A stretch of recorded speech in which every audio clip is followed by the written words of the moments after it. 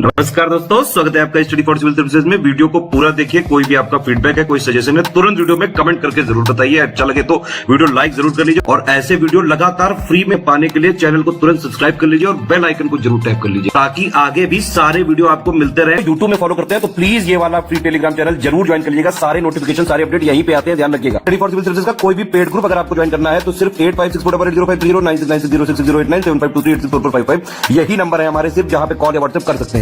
Instagram पे हमारा page जरूर फॉलो कर लीजिएगा, स्टडी फॉर सिविल .सर्विसेज है। ट्विटर पे हमको जरूर फॉलो कर लीजिएगा, @study for civils है। सारे क्वेश्चन अटेम्प्ट करिए और स्कोर अपना तुरंत। दोस्तों नमस्कार, स्टडी फॉर सिविल सर्विसेज में आपका स्वागत है।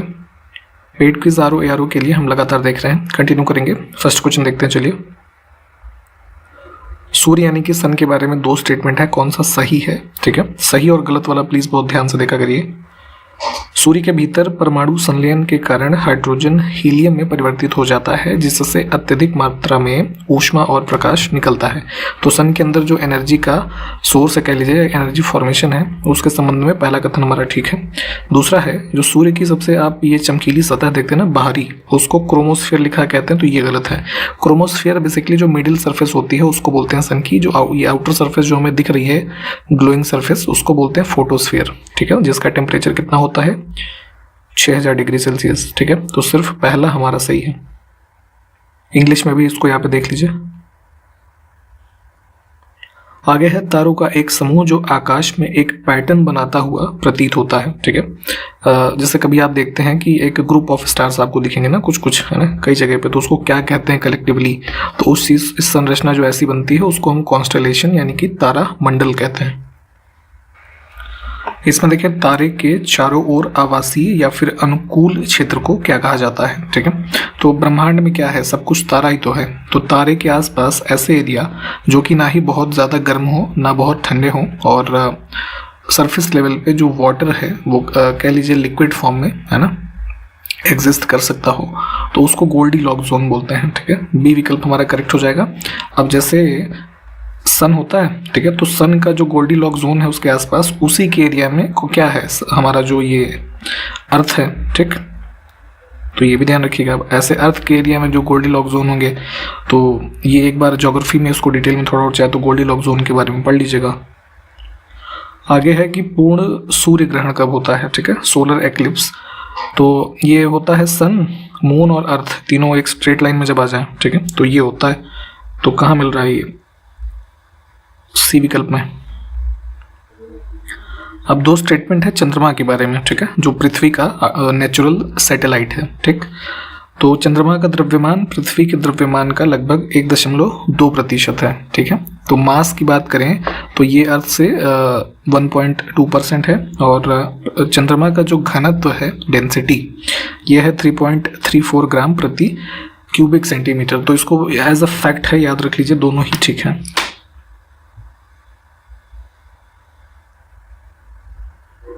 अब देखें, पृथ्वी के आकार की तुलना में निम्नलिखित में से कौन सा सबसे बड़ा ग्रह है? तो जो भी हम 8 प्लैनेट्स पढ़ते हैं, ठीक है, तो आकार के हिसाब से देखेंगे तो पृथ्वी की आकार की तुलना में सबसे बड़ा हो जाएगा बृहस्पति, है ना, बी। तो बी विकल्प है यहाँ पे, इसको चुनेंगे। आगे है कि मंगल ग्रह की परिभ्रमण अवधि कितनी है, कितने दिनों की? तो जैसे पृथ्वी का ये होता है ना ऑर्बिटल डे, 365 दिनों में सूर्य का चक्कर लगाती है। ठीक है, तो वैसे ही मून, इसका मून का नहीं, मार्स का लगभग जो है 687 दिन होता है। इसमें भूमध्य रेखा यानी इक्वेटर पर सूर्य की सीधी किरणें किन तिथियों को पड़ती हैं? तो दो डेट्स होती हैं, 21 मार्च और 23 सितंबर, पहला और तीसरा विकल्प है ना। तो यहाँ पे देखेंगे इस दौरान जो दिन और रात है, इन दोनों की अवधि सेम होती है, और इस घटना को क्या कहा जाता है? इक्विनॉक्स। ठीक, थोड़ा इन चीज़ों को डिटेल में पढ़ते चलिएगा, यहाँ पे बहुत डिटेल में बता पाना संभव नहीं होता। अब इसमें गलत कथन को चुनना है, तो ज्वालामुखी के संबंध में है कि जैसे पृथ्वी पर कई जगहों पे ज्वालामुखी पाए जाते हैं। जैसे अब इंडिया के रेफरेंस में देखिए तो ये अंडमान निकोबार में जो बैरन आइलैंड वाला द्वीप है। ठीक है, तो ये सब फैक्ट तो आप अर्थ के बारे में पढ़ते हैं। अब शुक्र ग्रह के संबंध में कहा जा रहा है कि सौरमंडल के किसी भी अन्य ग्रह की तुलना में सबसे अधिक ज्वालामुखी जो है वो शुक्र ग्रह पे पाए जाते हैं, तो ये वाला ठीक है। और सौरमंडल का सबसे बड़ा ज्वालामुखी मंगल ग्रह पर पाया जाता है। तो ये वाला कथन भी ठीक है, तो गलत इसमें कुछ भी नहीं है। इसमें देखिए प्राइम मेरिडियन जो है इतने डिग्री मेरिडियन पर स्थित है। तो आप जानते हैं जैसे 0 डिग्री इक्वेटर, आप ये लैटिट्यूड जो लाइन होती है उसको इक्वेटर बोलते हैं, वैसे ही तो ये लैटिट्यूड लाइंस जो हैं और जो ऐसे लाइंस होती हैं वर्टिकल, ठीक है, तो ये क्या है, लॉन्गिट्यूड होती है। तो अब 0 डिग्री जो ग्रीनविच ये इसमें इंग्लैंड से पास होता है उसको ही प्राइम मेरिडियन कहा जाता है। तो ये पृथ्वी को 2 हेमिस्फीयर ईस्टर्न और वेस्टर्न में डिवाइड करता है, ठीक है। तो इसी को यहाँ पे प्राइम मेरिडियन की जो है संज्ञा दी जाती है। तो 0 डिग्री जो है ये लॉन्गिट्यूड है ना, ये है आपका, इसी को प्राइम मेरिडियन कहा जा रहा है। तो ऑप्शन ए करेक्ट हो जाएगा हमारा।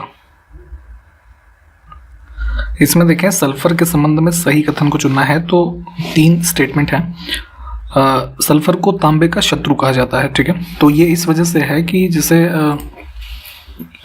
उसको कॉपर यानी तांबे को आप देखेंगे तो उसके ऊपर जो ये थोड़े टाइम के बाद रखे ब्लैक कलर के स्पॉट्स आपको दिखेंगे, ठीक है। तो वो सल्फर की ही वजह से होते हैं, एटमॉस्फेरिक रिएक्शन के कारण। इस वजह से इसको तांबे का शत्रु कहा जाता है। इसका साधारण नाम सल्फर का ब्रिमस्टोन होता है, ये टर्म ठीक है। परमाणु संख्या 15 नहीं होती, 16 होती है, ठीक है। एस से डिनोट करते हैं इसको। तो सिर्फ पहला और दूसरा ठीक है। अब देखें नाइट्रोजन स्थिरीकरण करने वाले जीवाणुओं में किस प्रकार के सूक्ष्म जीव होते हैं। तो जो भी एग्जांपल्स आप देखते हैं एटमॉस्फेरिक नाइट्रोजन फिक्सेशन करते हैं, जैसे राइजोबियम है ना, अजोटोबैक्टर, ये सब, तो ये सब किस प्रकार के जीवाणु होते हैं, प्रोकैरियोटिक, ठीक है। यूकैरियोटिक और प्रोकैरियोटिक जो आप देखते हैं है ना, उसी में से प्रोकैरियोटिक होते हैं। और प्रोकैरियोटिक का जो कह लीजिए डिफरेंशिएशन होता है यूकैरियोटिक से, तो प्रोकैरियोटिक में न्यूक्लियस जो होता है और जो अन्य ऑर्गन्स होते हैं वो नहीं पाए जाते हैं। तो इसका एक बार वो देख लीजिएगा दोनों में क्या डिफरेंस होता है, ठीक है। ठीक, तो एक बार फिर से बता दे रहा हूँ, कंफ्यूज मत होइएगा। इस प्रकार से स्टेटमेंट देकर के आपको कंफ्यूज किया जाता है क्योंकि नाइट्रोजन फिक्सेशन करने वाले एग्जाम्पल्स हैं राइजोबियम है ना, एजोटोबैक्टर, साइनोबैक्टीरिया, ये सब, और किस प्रकार के जीवाणु होते हैं तो वो प्रोकैरियोटिक होते हैं। ये इसमें मिश्र धातु के बारे में गलत कथन को चुनना है। तो 2 या 2 से अधिक धातुओं या एक धातु और एक अधातु का विषम मिश्रण लिखा है, ये गलत हो जाएगा, है ना। सम मिश्रण होता है, समांग मिश्रण होगा तभी तो एलॉय बनेगा। और दूसरा है कांसा, यानी कि जो ब्रॉन्ज है वो किसका मिक्सचर है, तांबा और टिन का। तो दूसरा ठीक है, पहला गलत हो जाएगा। ओजोन के बारे में 2 स्टेटमेंट है, कौन सा सही है। तो इसका उपयोग कृत्रिम रेशम और सिंथेटिक कपूर है ना, जो पूजा में कपूर वगैरह यूज करते हैं उसको बनाने के निर्माण में इस्तेमाल किया जाता है। और फर्दर इसका उपयोग आटा, तेल और स्टार्च के निर्माण में भी किया जाता है। तो एज अ गैस यहाँ पे इसके यूसेस लिखे थे, दोनों जो हैं वो ठीक हैं। अब देखें अम्ल की बात हो रही है, एसिड की। तो सक्रिय धातुओं के साथ जब इसकी प्रक्रिया होती है तो इस दौरान हाइड्रोजन गैस बनाती है, वही इस ब्लैंक में बनना था। और क्षार के साथ जो है प्रक्रिया करने पर सॉल्ट यानी लवण और जल बनाता है। तो डी को चुनेंगे। सॉल्ट किसका एग्जाम्पल होता है ये बताना है। तो सॉल्ट एक कंपाउंड यानी कि यौगिक होता है। आगे है एथेनॉल, जिसे एथिल अल्कोहल के रूप में भी जाना जाता है, ठीक है। इसका उपयोग क्या क्या हो सकता है किसके निर्माण में। तो क्लोरोफॉर्म जो कभी कभी निश्चेतक के रूप में यूज किया जाता है। घरेलू पेंट है ना, पेंट में यूज होता है। खांसी की दवाइयों में, कई सारी दवाइयों में होता है। जैसे कभी आपने पिया हो कोई खांसी की दवा तो उसमें ऐसे आपको महसूस होगा। जो लोग अगर अल्कोहल पे मतलब उसको एज अ शौकीन होंगे तो उनको पता होगा ये चीज। और मादक पेय में तो खैर वो होता ही है। एसिटिलीन गैस का रासायनिक प्रतीक हमको बताना है। तो ये होता है C2H2। फार्मूलाज भी जरूरी हैं एग्जाम्स में। अभी हाल ही में यूपीपीएससी आयोग से कुछ एग्जाम्स हुए हैं तो वहाँ पे फार्मूला भी पूछे गए हैं। तो थोड़ा जो इंपॉर्टेंट चीज़ें हैं फार्मूला भी देखा करिए। अब देखिए गलत कथन को चुनना है। 2 स्टेटमेंट है। मुद्रास्फीति यानी इन्फ्लेशन की बात हो रही है। तो इन्फ्लेशन को आप समझते हैं किस एक सामान्य शब्द से, महंगाई, ठीक है। तो क्या होता है, अगर इन्फ्लेशन का जो एक दूसरा टाइप है हाइपर इन्फ्लेशन यानी कि अति मुद्रास्फीति। तो यह वह स्थिति होती है जिसमें मुद्रास्फीति की दर बहुत ज्यादा होती है। इन्फ्लेशन रेट्स काफी हाई होते हैं हाइपर इन्फ्लेशन में। तो ये हमारा कथन ठीक है। दूसरा एक और टाइप होता है स्टैगफ्लेशन। स्टैगफ्लेशन में क्या होता है, कि स्टैग्नेंट होती ना कोई चीज़, मतलब कह लीजिए अवरुद्ध है, रुकी हुई है, एक कॉमन ग्रोथ उसकी बहुत नहीं हो रही है ना। तो वही यहाँ पे कहा जा रहा है कि स्टैगफ्लेशन में एक ऐसी स्थिति होती है जिसमें मुद्रास्फीति की दर अधिक होती है और आर्थिक विकास जो है वो धीमा होता है, यानी ना के बराबर होता है, और बेरोजगारी अधिक होती है। ठीक है, तो ये स्टैगफ्लेशन की कंडीशन है। दोनों हमारे ठीक हैं, इसमें गलत कुछ भी नहीं है। देखिए, एक डिवैल्यूएशन का कॉन्सेप्ट होता है ना, मुद्रा का डिवैल्यूएशन करते हैं, अवमूल्यन। आपका जो रेट है उस रेट को इंटरनेशनल मार्केट के रेफरेंस में कम किया जाता है। ऐसा उस कंडीशन में होता है जब आपका प्रोडक्शन कॉस्ट किसी प्रोडक्ट का हाई होता है। तो उस कंडीशन में सरकार क्या करती है, निर्यात को बढ़ावा देने के लिए अपना सामान जो है वो इंटरनेशनल मार्केट में लोगों को कम कॉस्ट पे जो है कह लीजिए अफोर्डेबल हो, ऐसी स्थिति के लिए यहाँ पे करेंसी का डिवैल्यूएशन किया जाता है। तो इसको थोड़ा डिटेल में पढ़ लीजिएगा। ये ऑप्शन फिलहाल करेक्ट है। MSME, माइक्रो स्मॉल और मीडियम एंटरप्राइजेस, जो हमारे एंटरप्राइजेस होते हैं भारत में, उनके डेवलपमेंट का एक एक्ट बनाया गया था पार्लियामेंट के द्वारा 2006 में, वही यहाँ पे पूछा गया है। इनकी नई डेफिनेशन क्या होगी वो दी गई थी कोरोना टाइम पीरियड में 2020 में, इसको भी ध्यान रखिए। देखिए यहाँ पे एक क्वेश्चन ही आ गया अभी जो आपको बताया गया कि नवीनतम वर्गीकरण यानी कि माइक्रोस इंडस्ट्री क्या होगी, उसमें इन्वेस्टमेंट और टर्नओवर का क्या क्राइटेरिया होगा, स्मॉल में क्या होगा, मीडियम में क्या होगा, ये सब जो है पहले भी बताया गया आपको अलग अलग, 2020 में इसको दिया गया था। भारत के विदेशी मुद्रा भंडार में शामिल क्या क्या होता है, तो जो फॉरेक्स रिजर्व होता है RBI के संरक्षण में, ये इसमें देखेंगे तो विदेशी मुद्रा संपत्ति यानी कि फॉरेन करेंसीज जो हैं उसके एसेट्स कुल, गोल्ड के जो स्टोरेज होते हैं, SDR राइट्स यानी विशेष आहरण अधिकार, स्पेशल ड्राइंग राइट्स जो IMF के अंतर्गत होते हैं, इसको पढ़िएगा अलग से एक बार, ये भी होता है। और IMF में जो रिजर्व होती है ना किसी मतलब देश की रेफरेंस में, reserve position with IMF, trench बोलते हैं इसको, ये भी होता है। अब इसमें जो है 4 स्टेटमेंट हैं, सही को चुनना है। तो गजनी वंश के बारे में बात की जा रही है। तो भारत में आप जो तुर्कों का आक्रमण देखते हैं 2 चरण में होता है। फर्स्ट हाफ में कह लीजिए महमूद गजनवी और दूसरे में मोहम्मद गोरी। ठीक है, तो उसी के संबंध में ये गजनवी या फिर गोर वंश जो है, तो इसके यहाँ पे जो हायरार्की है पूरी, उसके रेफरेंस में यहाँ पे 4 स्टेटमेंट है कि गजनी वंश का संस्थापक अलप्तगीन था, और जो है कह लीजिए उसको एक तुर्की दास था ये। ठीक है, और अलप्तगीन का उत्तराधिकारी गुलाम पिराई हुआ, गुलाम पिराई का उत्तराधिकारी सुबुक्तगीन हुआ, और उस सुबुक्तगीन जो था वो महमूद गजनवी का पिता था। ठीक है, तो ये 4 स्टेटमेंट जो है वो ठीक है। तो बेसिक लेवल पे यहाँ पे देख लीजिए, बाकी डिटेल में थोड़ा इसको पढ़ लीजिएगा। अब गजनवी के दरबार में जो विद्वान थे उसमें से कौन दर्शन शास्त्र का विद्वान था, तो ध्यान दीजिएगा फिलॉसफी का स्कॉलर था, ये फराबी नाम था इसका। अब गजनवी के द्वारा पंजाब का गजनी साम्राज्य में विलय किस वर्ष में किया गया, तो पंजाब का रीजन एनेक्स किया था इसने लगभग 1022 AD में। अब गजनी के प्रसिद्ध इतिहासकार अल बरूनी द्वारा लिखी गई एक किताब जिसका नाम है किताबस सैदना, इसका नाम देख लीजिएगा। तो इसका मतलब ये किस चीज़ पे किताब लिखी गई, इसकी विषय वस्तु क्या है, तो मेडिसिन की किताब थी ये, दवा की। अब इसमें देखें कौन सी घटना तराइन के प्रथम युद्ध का कारण बनी थी, तो 1191 में आप देखते हैं तराइन का प्रथम युद्ध होता है मोहम्मद गोरी और पृथ्वीराज तृतीय के बीच। तो इससे पहले एक जो है पंजाब में भटिंडा का जो रीजन है, तो गोरी ने यहाँ पे एक अभियान किया और ये तबर हिंद का किला था जिसको जीता था 1188 AD में। ठीक है, तो ये मुख्य वजह थी जो है आगे चल करके तराइन के प्रथम युद्ध के होने की। अब दिल्ली सल्तनत की बात करें तो बलबन जब सुल्तान बना तब उसने कौन सी उपाधि धारण की थी, तो आप जानते हैं उसको गयासुद्दीन बलबन कहा जाता था, तो गयासुद्दीन की टाइटल इसने जो है अडॉप्ट की थी।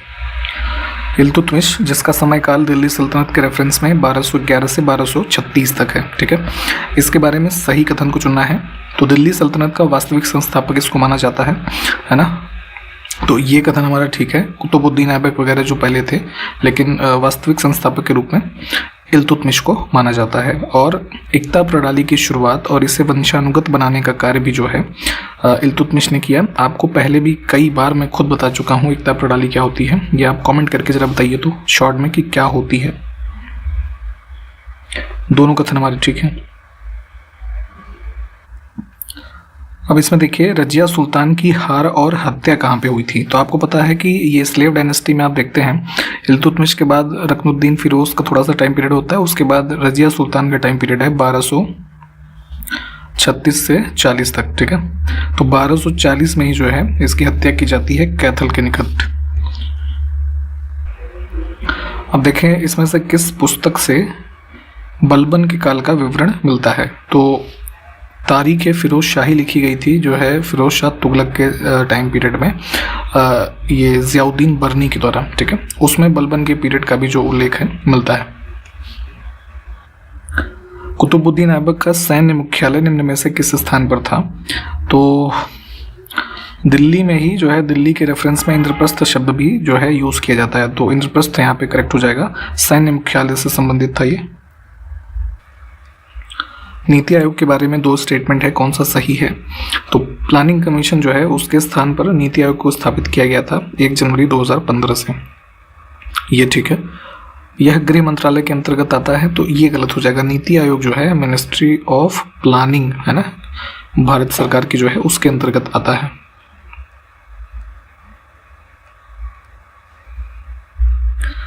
इन विकल्पों में जो कार्य दिए हुए हैं कौन से नीति आयोग से संबंधित हैं। नीति आयोग का फंक्शन है कि जो सहकारी संघवाद यानी कि जो फेडरलिज्म है भारत में उसके संबंध में जो कार्य हैं वो नीति आयोग करता है, ठीक है।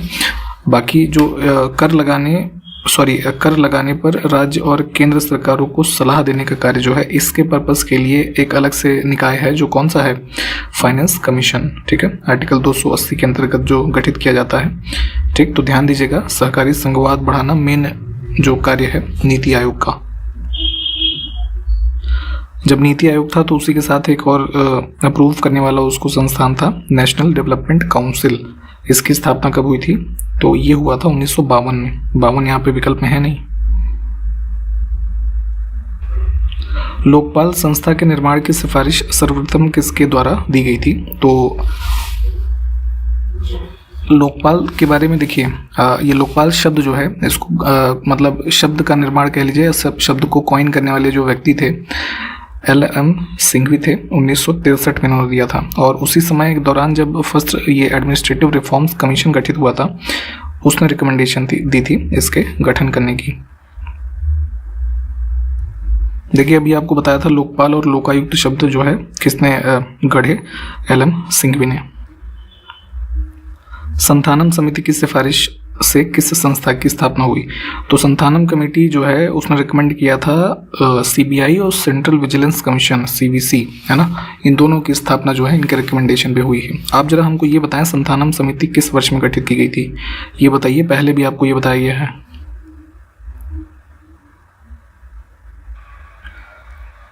किस आयोग ने मौजूदा पंजाब राज्य को विभाजित किया और भाषाई आधार पर हरियाणा के नए राज्य की सीमाओं का निर्धारण किया।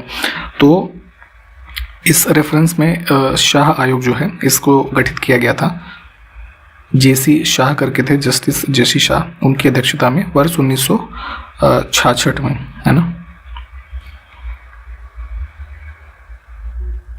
अब है कि केंद्रीय सूचना आयोग सेंट्रल इंफॉर्मेशन कमीशन है ना, इसका गठन किस वर्ष में RTI अधिनियम पारित होने के बाद किया गया था। तो RTI एक्ट आपका कब बना था, राइट टू इंफॉर्मेशन एक्ट, अब इसमें अक्टूबर 2005 में। तो उसी एक्ट के ही प्रावधानों के तहत केंद्रीय सूचना आयोग भी जो है गठित किया गया है। आगे है कि किस वर्ष में राजनेताओं और अपराधियों के बीच सांठगांठ की जांच करने के लिए वोहरा समिति का गठन किया गया था, है ना। तो ये क्रिमिनल्स, पॉलिटिशियन और पॉलिटिकल फंडिंग में जो ये क्रिमिनल्स का पैसा वैसा लगता है, इन सब संबंध में ये कमेटी बनी थी 1993 में। कानपुर से निकलने वाली प्रसिद्ध पत्रिका प्रताप है ना 1910 के टाइम पीरियड में स्टार्ट की गई। तो इसके संपादक कौन थे। तो फ्रीडम स्ट्रगल के टाइम पीरियड में आपने एक नाम सुना होगा, गणेश शंकर विद्यार्थी इनका, तो है ना। तो ये संपादक थे इसके। Uttar Pradesh electronics corporation limited जो है कहाँ पे स्थित है। तो ये हमारी कैपिटल में है, लखनऊ में। थारू जनजाति के लोग जो हिंदू धर्म को मानते हैं, दीपावली का पर्व जो हम लोग मनाते हैं, तो थारू जनजाति के लोग जो दीपावली का पर्व मनाएंगे तो किस रूप में मनाते हैं, ठीक है। तो वो मनाते हैं शोक के रूप में। उत्तर प्रदेश में जननी शिशु सुरक्षा कार्यक्रम है ना, जो गर्भवती महिलाएं हैं और जो न्यूबॉर्न बेबीज हैं उनके सुरक्षा के संबंध में एक कार्यक्रम चलाया था उत्तर प्रदेश सरकार ने, जननी शिशु सुरक्षा प्रोग्राम। तो वर्ष बताना है तो ये स्टार्ट किया गया था आपका 2011 में, ये मायावती जी की जब सरकार थी। किस राज्य ने 2019 में अपनी पहली कृषि निर्यात नीति की घोषणा की? तो हमारी जो उत्तर प्रदेश राज्य की एग्रीकल्चर एक्सपोर्ट पॉलिसी आई वो 2019 में आई थी। उत्तर प्रदेश जनसंख्या नियंत्रण, स्थिरीकरण और कल्याण विधेयक 2021 में जो लाया गया था, इसका उद्देश्य 2026 वर्ष तक, तो इसमें ध्यान दीजिएगा टारगेट ईयर जो हमारा है 2026 है, तो 2026 तक से जन्म दर जो है उसको प्रति 1000 जनसंख्या पर, यानी कि 1000 लोगों की जनसंख्या पर जो हमारी फर्टिलिटी रेट होगी, नहीं माफ़ कीजिएगा, फर्टिलिटी नहीं, बर्थ रेट, ठीक है, जन्म दर, तो ये लाना इसका टारगेट है 2.1। ठीक, आंकड़े इंपॉर्टेंट है ये। ठीक, तो इस वीडियो में यहाँ पे हम समाप्त कर रहे हैं। जो क्वेश्चंस मैंने पूछे हैं प्लीज़ कमेंट करके बताइए, हम आपको कंटिन्यू करेंगे नेक्स्ट वीडियो में। तब तक के लिए नमस्कार, जय हिंद।